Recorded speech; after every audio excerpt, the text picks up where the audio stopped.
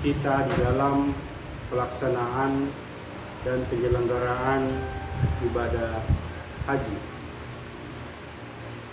Sebelum melanjutkan, seperti biasa saya mengajak kepada kita semua untuk mengirimkan Al-Fatihah kepada pendiri Nahdlatul Ulama Hadratus Syekh Kiai Haji Hashim Asy'ari. Semoga insyaallah kita semua mendapatkan berkah dari beliau. Ala hadhihi niyyah wa kullu ni'matin salihah. Syai'ulillahi lahu al-Fatihah. A'udzu billahi minasyaitonir rajim. Bismillahirrahmanirrahim. Alhamdulillahi rabbil alamin. Ar-Rahmanir Rahim. Maliki yaumiddin. Iyyaka na'budu wa iyyaka nasta'in. Ihdinas siratal mustaqim. Siratal ladzina an'amta 'alaihim ghairil maghdubi 'alaihim waladdallin.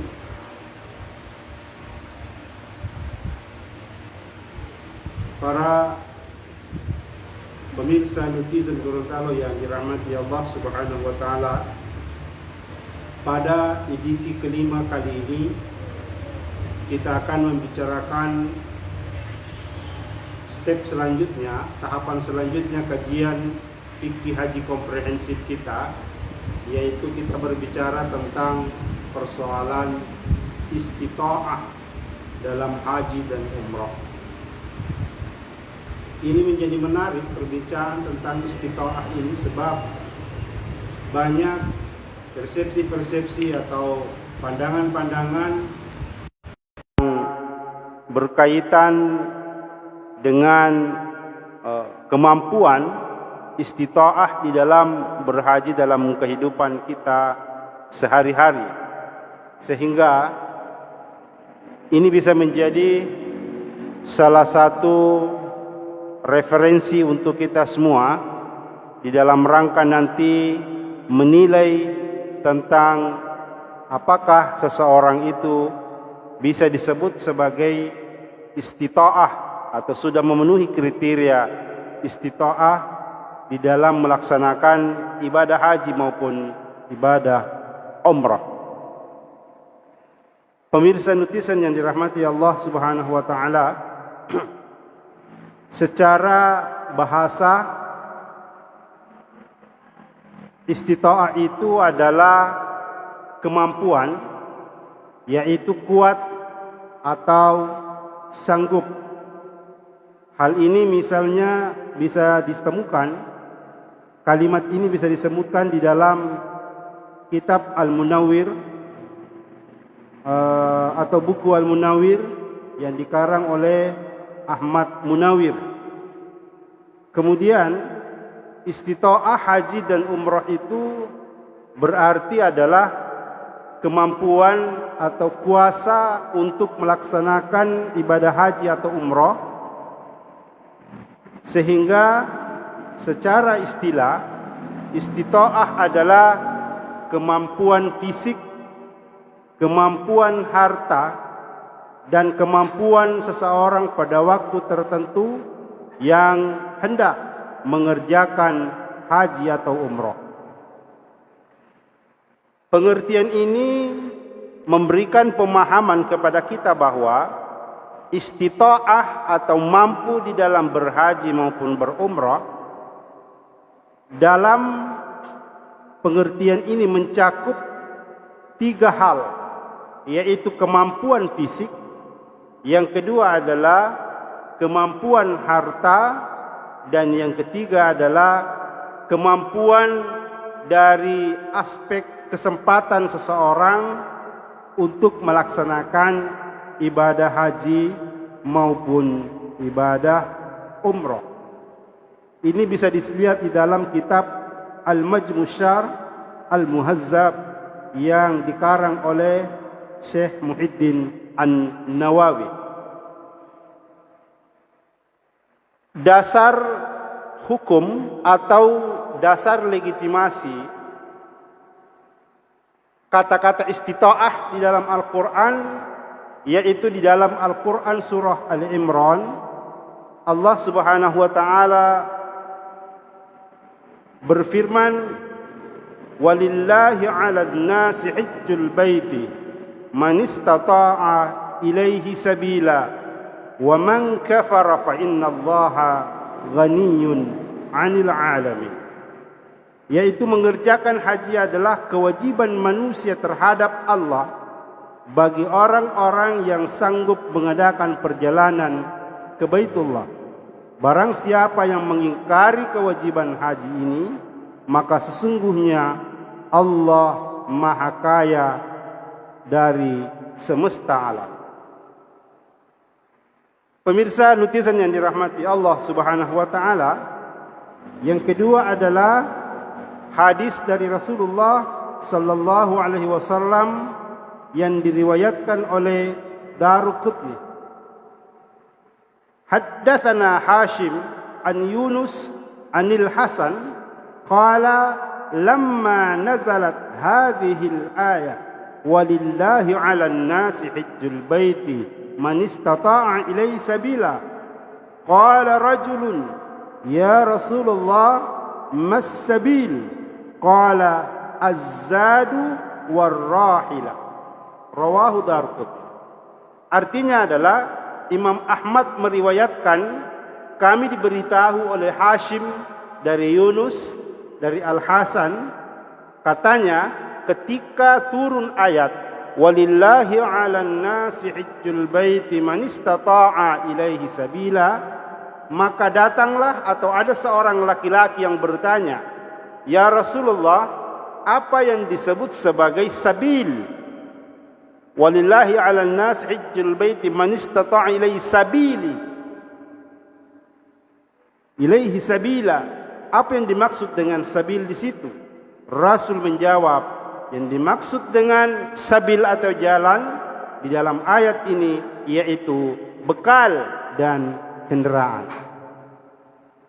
Pemirsa nutisan yang dirahmati Allah Subhanahu wa taala, dengan dasar Al-Qur'an dan hadis di atas, maka kemampuan fisik atau badan, bekal, transportasi menjadi hal yang penting, terutama dalam istita'ah seseorang di dalam haji maupun umrah. Akan tetapi kita di Indonesia ini, kita mengenal istita'ah dalam perspektif kesehatan. Sebab sejak tahun 2016 Menteri Kesehatan telah mengeluarkan peraturan Menteri nomor 15 tahun 2016 tentang makna istita'ah dari aspek kesehatan. Di dalam aturan itu disebutkan bahwa ada 4 kriteria istita'ah menurut kesehatan. Sehingga terkadang menurut fikih itu sudah istita'ah, tetapi menurut kesehatan belum tentu dia istita'ah. Sehingga kita bisa menyaksikan, kita pernah melihat, kita pernah menyaksikan ada saudara-saudara kita, beberapa saudara-saudara kita, terutama misalnya yang perempuan, yang sudah masuk di embarkasi pemberangkatan sesaat berangkat menuju Madinah maupun Mekah, tapi dinyatakan misalnya oleh dokter dia dalam keadaan hamil muda. Yaitu di dalam Permenkes 15 2016 disebutkan bahwa bagi perempuan yang hamil di bawah dari 14 minggu itu bisa disebut sebagai tidak memenuhi kriteria istita'ah, sehingga disebut tidak atau tertunda melaksanakan ibadah haji. Ini juga yang menjadi ini juga yang menjadi landasan-landasan ketika melaksanakan ibadah haji terkait tentang persoalan istita'ah ini. Karena itu di dalam Permenkes itu misalnya yang dimaksud dengan istita'ah kesehatan itu ada 4 kriteria. Yang pertama misalnya kriteria bahwa dia memenuhi syarat. Yang kedua adalah istita'ah istita'ah memenuhi kriteria tapi dengan syarat pendampingan. Jadi misalnya dalam kategori pertama, istita'ah kesehatan itu adalah memang benar-benar dari aspek fisik memenuhi syarat, bugar, sehat dan seterusnya. Tetapi ada kriteria yang kedua yaitu dimaksud dengan istita'ah, memenuhi kriteria istita'ah dengan pendampingan. Misalnya saudara-saudara kita atau jemaah-jemaah yang memiliki penyakit tertentu dan usianya itu di atas dari 60 tahun. Biasanya teman-teman kesehatan menyebutnya sebagai risiko tinggi.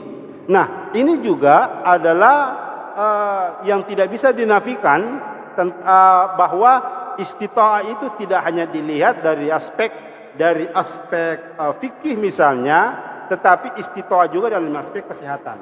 Makanya kita di Indonesia ini penyelenggaraan ibadah haji itu tidak hanya dari aspek fikih, tetapi juga dari aspek kebijakan pemerintah.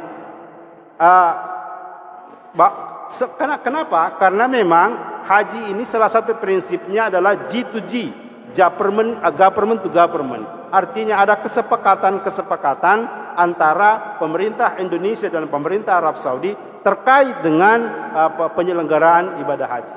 Ini juga harus disampaikan kepada umat Islam, harus disampaikan kepada jemaah bagi saudara-saudara kita yang hendak melaksanakan ibadah haji.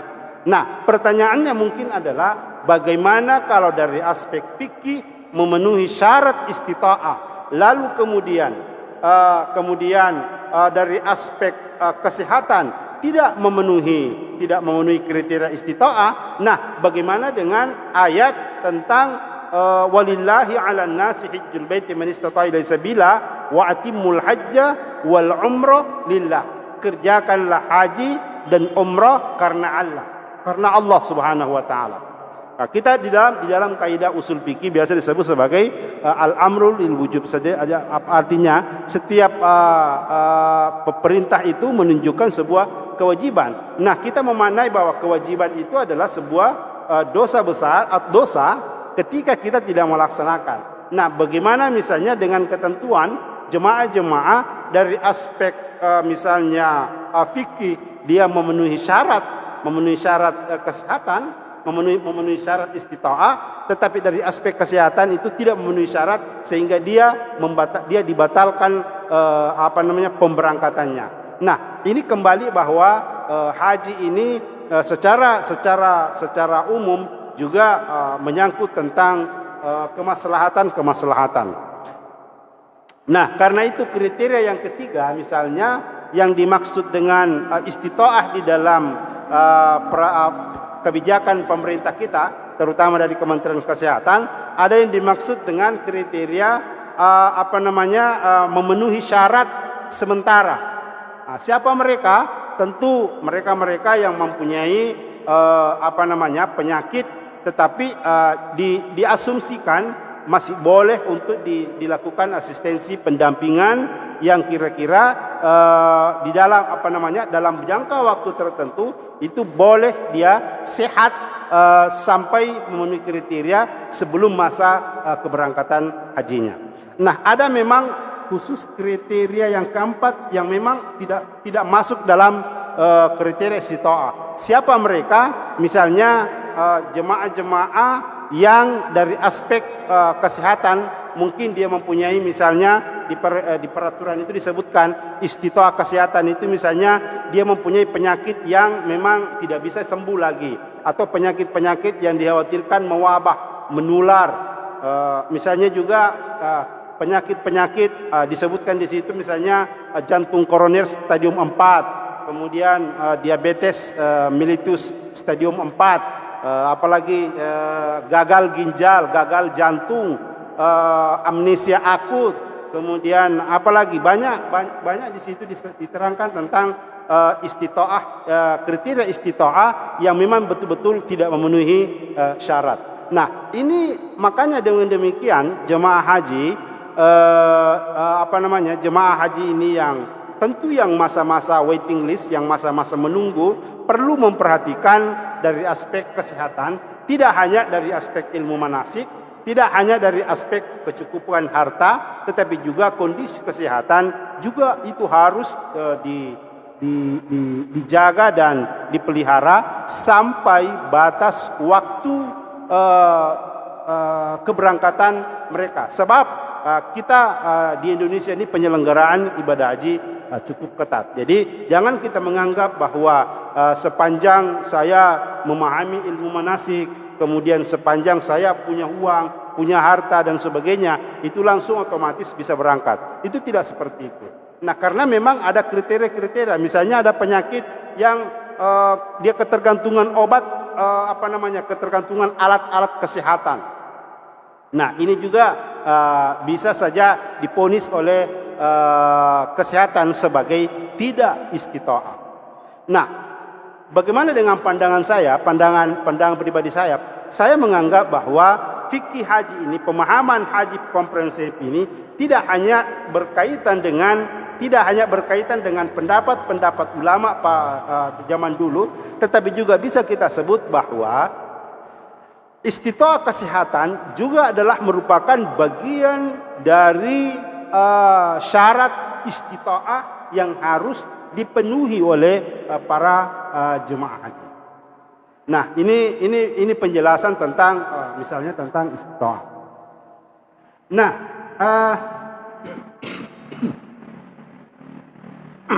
selanjutnya buku ini juga menyebutkan istilah kemampuan fisik atau badan yang merupakan istita'ah, juga bekal dan transportasi yang dalam istilah istita'ah seseorang itu maupun umrah. Sedangkan yang dimaksud dengan ar-rahilah dalam hadis tersebut dijelaskan oleh Alauddin Al-Kasani. Fathabatta an tuhsisar zadi war-rahila laysa lil-ittisali syarti alaihima bal ala asbabil imkan. فكل ما كان من أسباب الإمكان يدخل تحت تقصير الاستطاعة معنى والأن في الإيحاء بالحج على الأعمى والزمن والعقدة والأقعد والمفلوق والمريض والشيخ الكبير الذي لا يثب على الراحلة بأنفسهم حرجا ومشقة شديدة.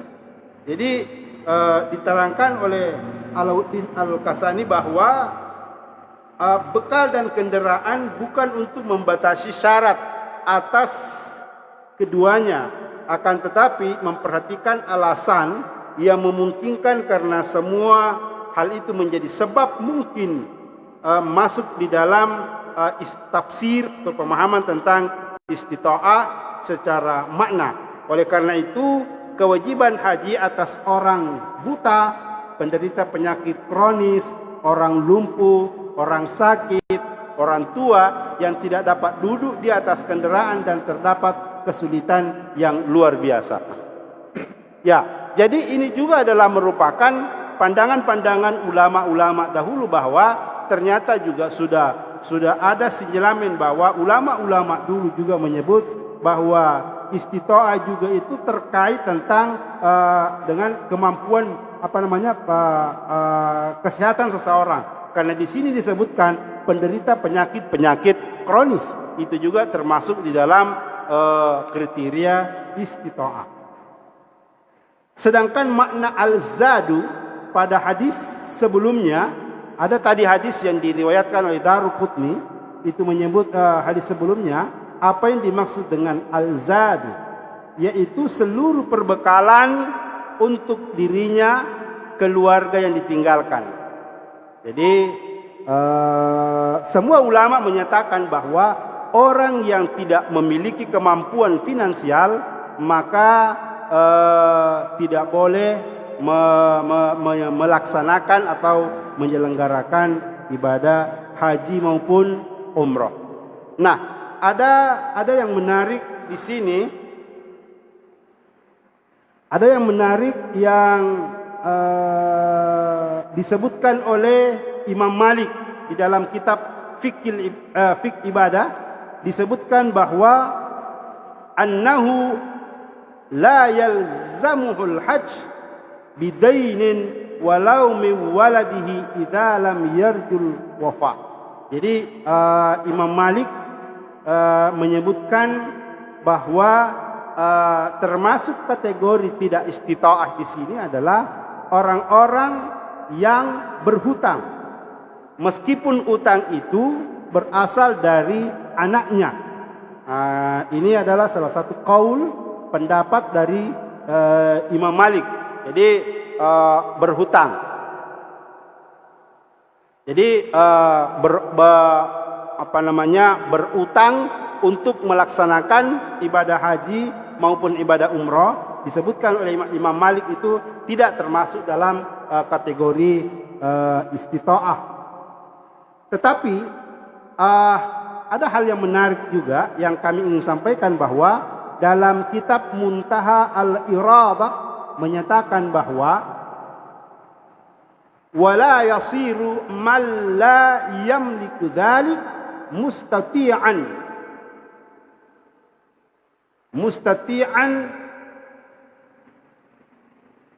biyadlil ghairi lahu ma yahtajuhu li hajjihi wa umratihi walau aba'u aw abna. Jadi seseorang yang tidak memiliki bekal tidak dianggap istita'ah, sedangkan kebutuhan haji dan umrahnya berasal dari pemberian orang lain, walaupun dia itu bapak maupun anaknya. Ini juga menjadi debatable. Misalnya bagaimana kalau ada orang yang dia tidak mempunyai bekal, dia tidak sesungguhnya tidak punya finansial, tetapi ada orang yang memberikan uang, menghadiahkan dia untuk berhaji. Misalnya kita kenal kalau di Indonesia ada istilah para petugas-petugas penyelenggara ibadah haji yang atas biaya dari pemerintah. Nah, ini kalau pendapat ini disampaikan, maka menurut fikih haji Kementerian Agama menyebut bahwa para petugas-petugas itu yang dibiayai oleh negara dengan uang negara, maka istita'ahnya itu adalah di situ. Jadi pada saat dibiayai oleh negara, disitulah makna istita'ahnya. Kemudian buku ini juga menyebut bahwa berutang melaksanakan ibadah haji bukanlah sesuatu yang masyru' dalam syariat Islam, kecuali bagi mereka yang mempunyai kemampuan melunasi pada saat akan menunaikan, karena pada waktu itu dia dituntut memiliki istita'ah atau qudrah yang berkaitan dengan finansial. Nah, di Indonesia juga ini banyak kita melihat praktek-praktek kita menyebut sebagai misalnya dana talangan haji. Nah, dana talangan haji ini yang berlabel syariah ini itu kita ketika ditanya oleh lembaga-lembaga penjamin, lembaga dana talangan haji maupun umrah ini, mereka berlandaskan kepada fatwa Majelis Ulama bahwa itu boleh atas dasar dilakukan oleh lembaga-lembaga yang sudah disertifikasi syariah oleh Majelis Ulama. Nah, oleh karena itu para pemirsa netizen Gorontalo yang dirahmati Allah Subhanahu wa taala, kami juga pernah secara tidak formal itu ditanya oleh masyarakat. Bagaimana dengan status misalnya pegawai negeri? Pegawai negeri misalnya di pegawai negeri itu kalau menunggu uang, katakanlah sekarang untuk mendapatkan porsi itu 25 juta, misalnya 25 juta untuk mendapatkan porsi, maka 25 juta ini bagi pegawai negeri itu tidak bisa secara langsung, secara cepat mampu mendapatkan itu. Tetapi ketika misalnya dia diberikan keringanan untuk mencicil 1 bulan, 2 bulan, 3 bulan, sampai dengan 1 tahun, 5 tahun. Nah, apakah istitoahnya ini bisa disebut adalah istitoah ketika dia menyicil? Nah, ini juga perlu saya kira dikaji oleh para ulama-ulama kita di Indonesia dengan maraknya dana-dana talangan haji maupun dana talangan umroh bagi kasus-kasus yang seperti yang kami sampaikan tadi, bahwa untuk sekaligus itu mereka tidak punya uang untuk istitoah, tetapi ketika menyicil ya istitoahnya itu kemampuannya dia itu adalah di saat menyicil pelaksanaan ibadah itu. Nah,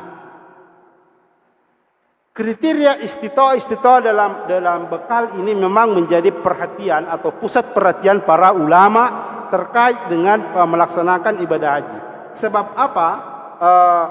Bekal-bekal yang dibawa oleh para jemaah haji melaksanakan ibadah haji maupun umroh ini juga menjadi sebuah syarat atau salah satu kriteria haji seseorang itu bisa terterima dengan baik atau tidak. Karena itu di dalam hadis Tabrani Rasulullah sallallahu alaihi wasallam menyatakan, "Idza kharaja ar-rajul haj binafaqati thayyibatin wa wada'a rijlahu fil gharzi fanada labbaik Allahumma labbaik fanada munadi minas sama labbaik wa sa'daik zaduka halalun wa rahilatuka halalun wa hajjuka mabrur ghaira ma'zur." Artinya ketika seseorang yang keluar atau melaksanakan ibadah haji dari rumahnya dengan nafkah atau ongkos haji yang baik, yang halal, kemudian dia meletakkan kakinya di atas kendaraan, lalu dia mengucapkan labbaik Allahumma labbaik, aku sambut panggilanmu ya Allah, aku sambut panggilanmu ya Allah. Ada suara terdengar dari langit menyatakan bahwa aku sambut panggilanmu dan 2 kebahagiaanmu, bekalmu dari yang halal dan kendaraanmu yang halal, hajimu mabrur, tidak tercampur dengan dosa. Jadi ini menjadi concern ulama-ulama kita bahwa bekal-bekal yang kita bawa untuk melaksanakan ibadah haji harus benar-benar berasal dari perbekalan yang halal. Karena itu Rasulullah SAW memperingatkan di dalam hadis ini tadi. Sebaliknya,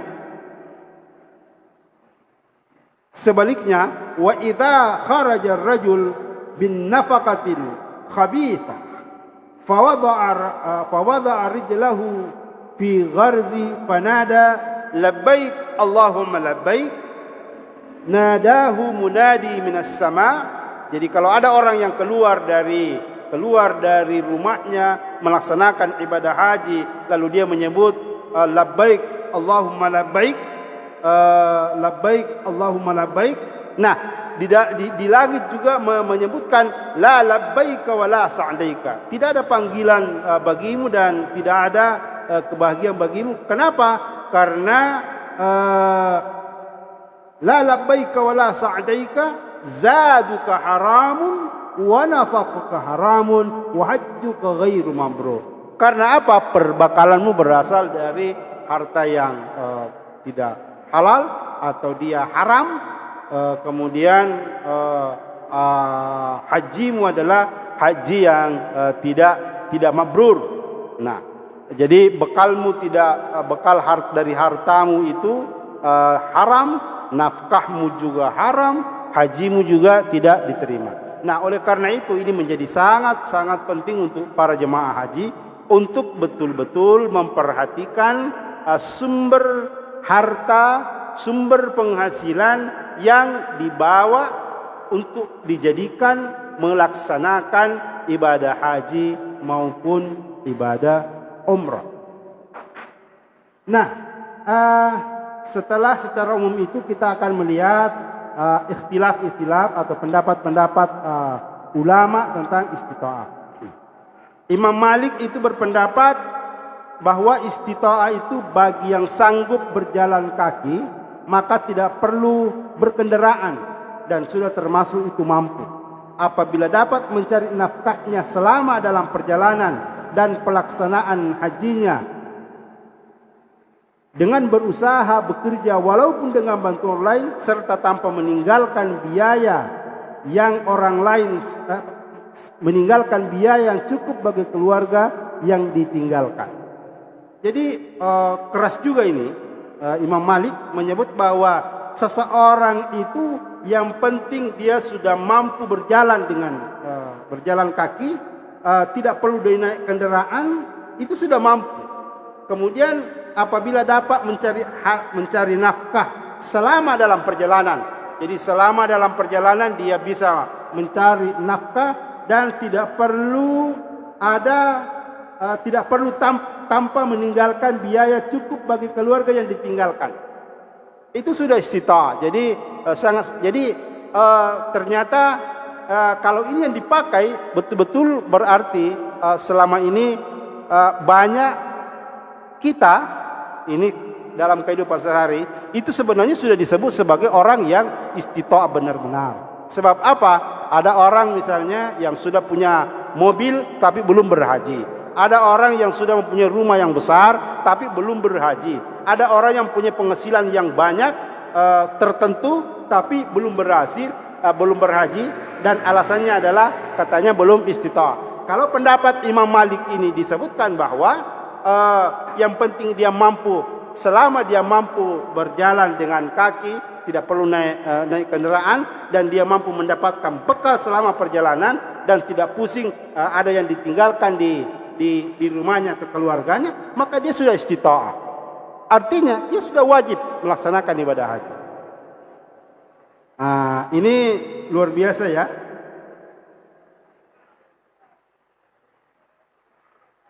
Nah, kemudian yang dimaksud dengan keamanan adalah aman untuk dirinya pada saat melaksanakan ibadah haji dan bagi orang yang ditinggalkan. Nah, dalam kondisi sekarang yang COVID-19 atau virus corona yang mewabah, kalau ini menurut Imam Malik itu sudah disebut sebagai kita dalam keadaan tidak aman melaksanakan ibadah haji lantaran dari virus corona, maka ditundanya kita melaksanakan ibadah haji, maka itu tidak ada dosa bagi kita. Kemudian yang berikut menurut Imam Syafi'i. Menurut Imam Syafi'i istilah istita'ah ini ada dua. Yang pertama adalah kemampuan pribadinya langsung, yaitu mampu melaksanakan haji oleh dirinya sendiri. Jadi secara individu dirinya memang benar-benar mampu melaksanakan ibadah haji. Yang kedua adalah mampu dengan bantuan orang lain. Itu tadi kami sampaikan bahwa ada juga kriteria yang dimaksud dengan istita'ah adalah ketika diistita'ah oleh orang lain atau dibantu oleh orang lain atau dimampukan oleh orang lain, maka itu juga bisa disebut sebagai dia sudah masuk dalam kategori istita'ah. Jadi ada orang yang membiayai perjalanannya, yang menafkahi pembekalannya dan seterusnya, maka dia itu sudah masuk di dalam istita'ah menurut Imam Syafi'i.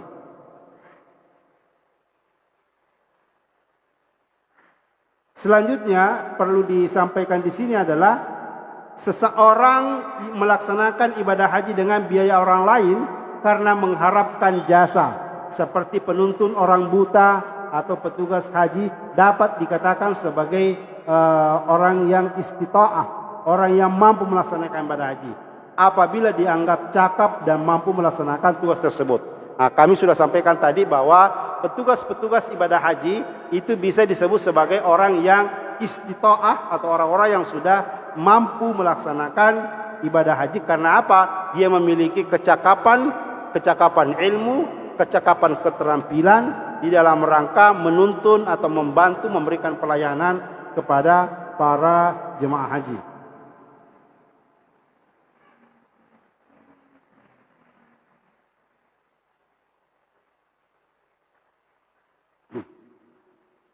Di sini kita bisa menyimpulkan bahwa istitoah menurut fikih komprehensif ini cukup banyak hal yang bisa kita pahami tentang makna istitoah, baik dari makna istitoah menurut hadis Nabi, menurut pendapat-pendapat para ulama, bahkan istitoah menurut kategori pemerintah Indonesia, dalam hal ini Kementerian Kesehatan. Saya kira ini juga semua ini perlu dipahami oleh para jemaah haji, terutama bagi mereka-mereka yang sementara ini menunggu saat-saat pemberangkatan ibadah haji, untuk terus-menerus menjaga kesehatannya. Karena jangan sampai hari ini kita istitoah, besok kita istitoah, tapi di saat kita mau berangkat kita tidak lagi masuk dalam kriteria istitoah. Begitu juga saudara-saudara kita yang ada niat mempersiapkan diri untuk melaksanakan ibadah haji, maka saat ini selain perbekalan itu berasal dari pembekalan yang halal, kemudian yang kedua adalah harus memahami ilmu manasik, kan ini juga syarat-syarat yang harus dipenuhi. Kemudian yang ketiga adalah jemaah haji juga harus atau calon jemaah haji harus menjaga kesehatannya, karena ini juga merupakan sesuatu yang sangat penting, karena haji ini adalah aktivitas fisiknya luar biasa menyita, luar biasa kesulitannya bagi seseorang yang melaksanakan ibadah haji. Karena itu biasa ulama-ulama kita menyebut bahwa haji ini tidak hanya pergolakan antara ruhiyah dengan Allah, batinnya dia dengan Allah, tapi haji juga ini adalah aktivitas fisik yang luar biasa. Kalau orang salat tidak terlalu membutuhkan kebugaran fisik yang luar biasa, bahkan salat telentang tidur pun boleh, zakat juga seperti itu. Tapi khusus haji itu ulama-ulama menyebutnya biasanya sebagai ibadah badaniyah. Artinya karena memang fisik ini sangat-sangat menentukan seseorang melaksanakan ibadah haji. Saya kira ini dulu hal yang kami ingin sampaikan tentang makna istitoah. 45 menit kami sudah menyampaikan tentang makna istitoah di dalam menurut fikih haji komprehensif yang dikarang oleh ulama-ulama kita di Indonesia. Saya kira demikian. Oh, ada hal yang ingin dipertajam, silakan.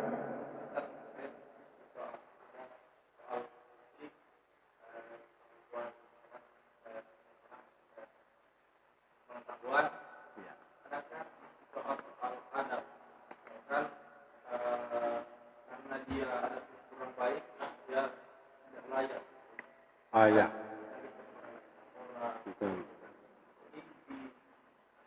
Ya, baik. Seringkali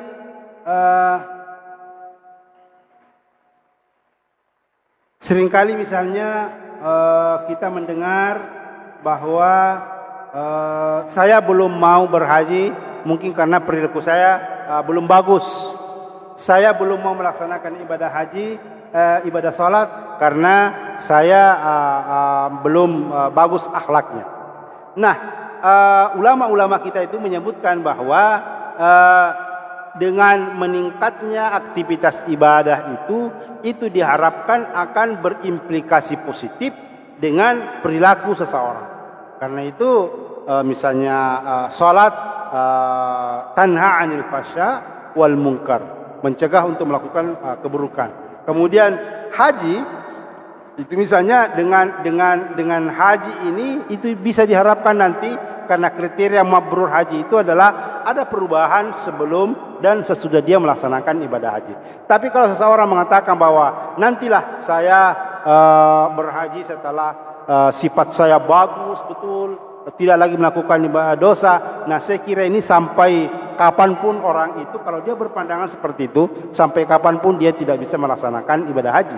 Karena manusia ini tempatnya salah, tempatnya berdosa. Saya malah justru berpikir bahwa dengan dia melaksanakan ibadah haji, insya Allah karena jaminan dari haji, kalau dia melaksanakan ini, seperti misalnya ada hadis mengatakan bahwa al-umratu ilal umrah kaffaratul lima bainahuma, bahwa dari satu umrah ke umrah berikut itu menjadi penggugur dari setiap kesalahan dan dosa. Maka diharapkan dengan dia beribadah, hajinya bagus, umrahnya bagus, justru dia akan diampuni segala dosa dan kesalahannya, dan ketika dia pulang ke Gorontalo, maka perilakunya ini bisa menjadi perilaku yang lebih baik, lebih positif, ada perubahan sebelum dan sesudah. Tapi kalau dia berpikir bahwa nanti saya belum tidak istita'ah, saya belum masuk dalam wajib haji lantaran saya masih banyak dosa, saya masih banyak ini. Nah, justru ini orang-orang yang berpikir tidak akan pernah melaksanakan ibadah haji, karena di setiap hari, setiap saat kita ini akan melaksanakan melakukan kesalahan maupun dosa. Karena itu istita'ah ini kita hanya konkretkan di dalam yang kita bahas tadi adalah dari aspek bekal perjalanan, keamanan, kesehatan, transportasi, pengetahuan ilmu manasik. Nah, inilah yang dimaksud dengan istita'ah. Adapun tadi itu tentang perilaku, itu nanti diharapkan setelah dia pulang benar-benar ada perubahan yang mendasar sebelum dan sesudah. Karena kriteria mabrur itu adalah adanya perubahan perilaku ke arah yang lebih baik. Saya kira ini.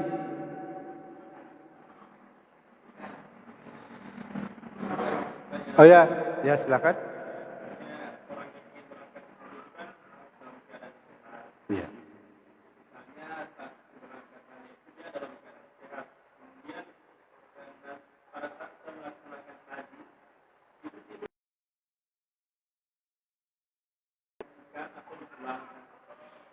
Ya, kalau di kita, kebijakan kita, pemerintah Indonesia, misalnya jemaah-jemaah yang sakit,